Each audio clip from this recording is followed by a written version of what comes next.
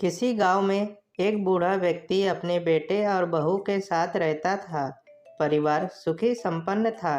किसी तरह की कोई परेशानी नहीं थी। बूढ़ा बाप, जो किसी समय अच्छा खासा नौजवान था, आज बुढ़ापे से हार गया था। चलते समय लड़खड़ाता था। लाठी की जरूरत पड़ने लगी।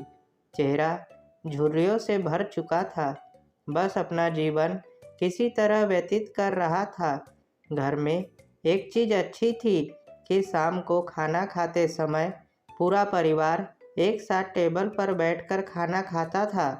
एक दिन ऐसे ही शाम को जब सारे लोग खाना खाने बैठे, बेटा ऑफिस से आया था।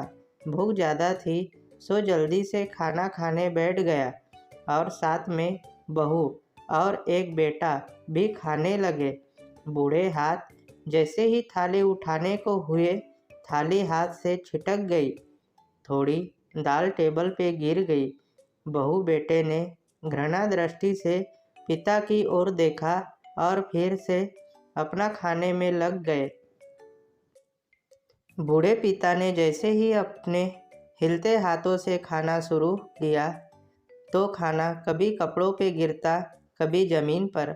बहू चिढ़ते हुए कहा, हे राम, कितनी गंदी तरह से खाते हैं। मन करता है इनकी थाली किसी अलग कोने में लगवा देते हैं। बेटे ने फिर ऐसे सिर हिलाया जैसे पत्नी की बात से सहमत हो। बेटा यह सब मासूमियत से देख रहा था। अगले दिन पिता की थाली उस टेबल से हटाकर एक कोने में लगवा दी गई। पिता की डबडबाती आंखें सब कुछ देखते हुए भी कुछ बोल नहीं पा रही थी। बूढ़ा पिता रोज की तरह खाना खाने लगा। खाना कभी इधर गिरता, कभी उधर।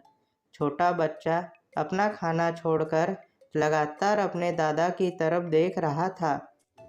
माँ ने पूछा, क्या हुआ बेटे, तुम दादाजी की तरफ क्या देख रहे हो और खाना क्यों नहीं खा रहे?